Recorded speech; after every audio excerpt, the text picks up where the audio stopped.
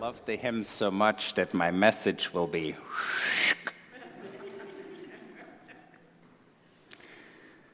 Make a joyful noise. It's the psalm of gratitude, of joy. And sometimes I don't feel so joyful, and then when I sing and go into the music, something is happening to my soul.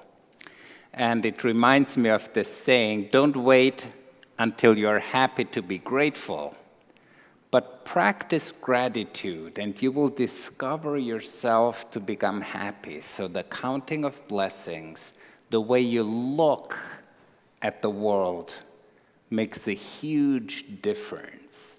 So counting blessings, expressing gratitude, that is at the key that's at the heart of the Psalms.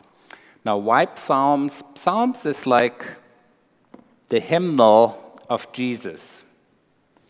Jesus recited and sang psalms whenever he went to the temple service. So our Psalms, a hymn book. Then in Colossians, we use that passage right at weddings because it so beautifully sums up everything. This is how you can live. Be patient, be kind, be forgiving. The love will tie everything else together. So it's this way of life and of living.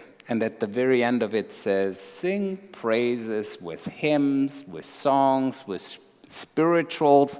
So it's kind of the hymns, the songs, they reflect this beauty of how we can live.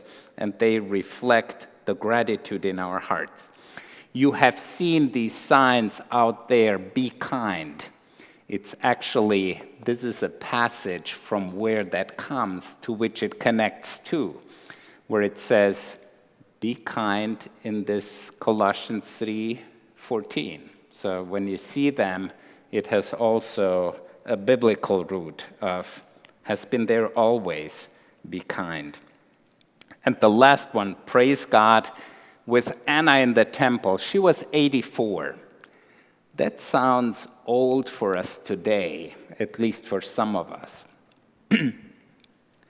But life expectancy during Jesus' days was 30 to 35 years old. So when Jesus died at 33, he was considered at that time fully mature, getting closer to his death anyway.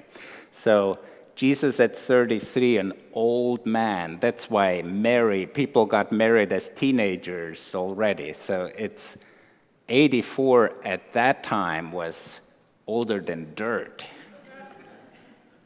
So Anna, having been in the temple forever, praising, and then Jesus' parents bring him, she raises him up and delights in him. So Anna and Simeon in the temple.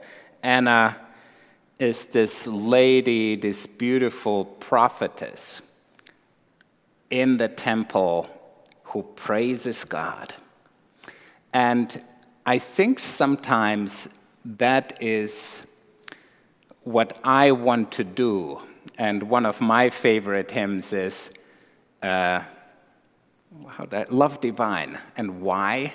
At the very end, the very last words, it's lost in wonder, love, and praise. It's kind of, I lose myself in the music, in the glory, in the wonder, in the awesomeness of God. That's, for me, true worship, when I can let go and feel at home with God, when my soul is connected with God's soul, when my heart is connected with the heart of God.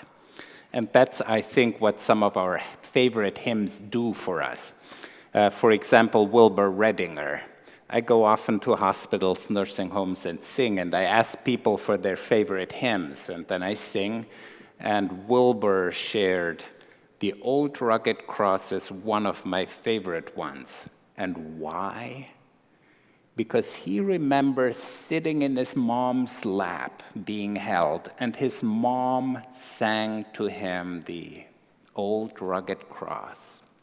What an image. So for him, the old rugged cross expresses the love, the hug, the warmth, the unconditional thing of being held in the arms of his mother.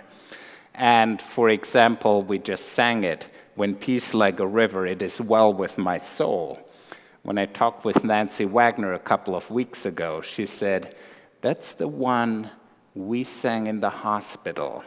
When Richard Wagner was in the hospital 5 years ago, he had so many tubes in he could not sing, but we sang, and he was mouthing the words and singing in his heart, "It is well with my soul."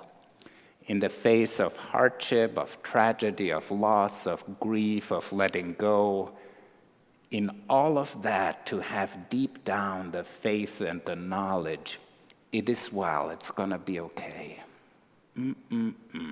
Favorite hymns. They carry us through the valleys. They open us up to the living God, don't they?